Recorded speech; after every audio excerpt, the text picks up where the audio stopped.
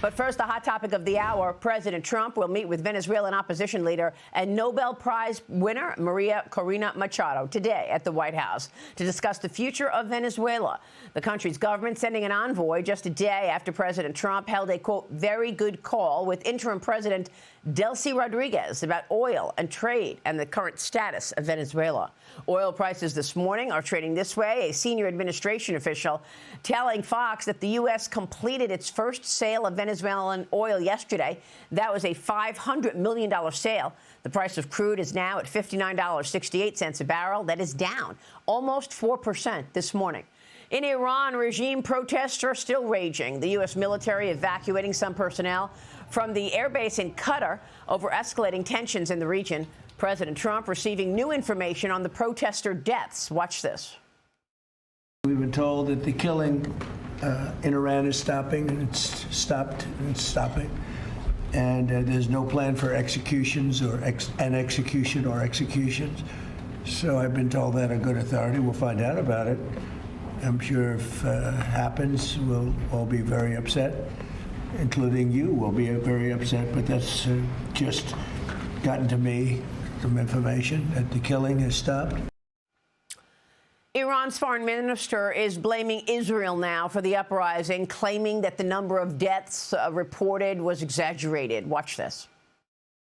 It was a fighting between our security forces and terrorist elements who had a plan to create a big number of killings in order to provoke President Trump to enter into this conflict and start a new war against Iran. And that was exactly an Israeli plot. The number of deaths, although they tried hard to increase the number of deaths, are only hundreds. The exact figure would be announced very soon. There is no plan for hanging at all. Hanging is out of the question, as I said. This is another piece of misinformation campaign that they have started to provoke President Trump and to drag him into this question, and which could have disastrous consequences.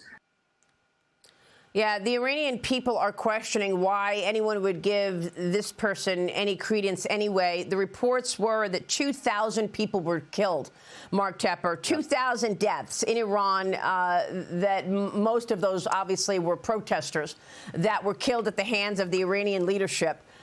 Blaming the terrorists for the deaths of civilians and personnel there. Mark, your reaction? Yeah, I mean, of course they're going to be saying it wasn't me, yeah, and you know, the facts right. are not facts, it's false. Yeah. You know, but at the same point in time, I mean, when you look at what's happened, it's clear who caused what's going on right now. I mean, right. There's a failed bank where $5 billion in bad loans were made to these corrupt regime politicians, you know, and then that obviously, when a bank fails, that causes economic unrest. And then the economic unrest turns into, wait a second, we've got political bad guys that cause the economic unrest and the hyperinflation. And it's really just a devastating situation that we see right now in Iran, because you're at the point now where the government is silencing all of its critics, whether it's they've had internet blackouts, they have had arrests, extreme violence. There's obviously killings that have happened. So devastating situation there. Yeah, and, you know, they shut off internet service so that the world was not watching what was going on, Todd. Yep. The leadership in Iran doesn't want everyone in the world to understand that the people are rising up. These citizens have come to the streets with no weapons. They don't have guns. They don't have weapons. They're coming to say, we want change. And the leadership, the Ayatollah Khomeini regime, does not want the world to see it. So they shut off the internet service, Todd, after 2,000 protesters were killed. Yeah, and you don't do that if you're doing something that's not a big deal. Obviously, what they are doing is an atrocity. Our corporate cousins over there at the New York Post, they had a reporter detail all the atrocities as to what their contacts in Iran are seeing, because somehow they were able to get out information despite the internet blockade. And it is just as horrific as we think it is. So the whitewashing by the Iranian regime is just that. We should not be fooled for a minute. And we need to be clear-minded.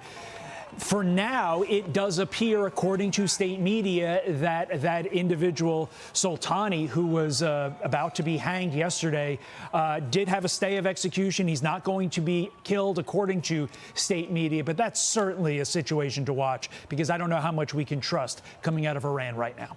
Yeah, and you know, these people are protesting because of food and because of life. I mean, it's not even about democracy right now. They're trying to stay alive. The Wall Street Journal writes this morning about the root causes of what caused Iran's economy to collapse in the first place, writing this. Late last year, Ainda Bank, run by regime cronies and saddled with nearly $5 billion in losses on a pile of bad loans, went bust. The government folded it into a state bank and printed a massive amount of money to try to paper over all of the red ink.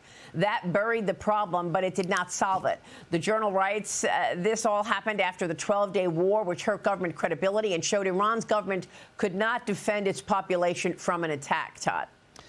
And as Mark, I'm sure, will attest, the financial situation there, the financial games that they tried to play there, didn't solve any problems. It just tried to mask over what was an already really bad situation. I don't get the impression that Iran has been crushing it in the economy, in the economic world for the last 30 to 47 years, if you will. So what they did is unnecessary. I'm sure Mark can elaborate more on that.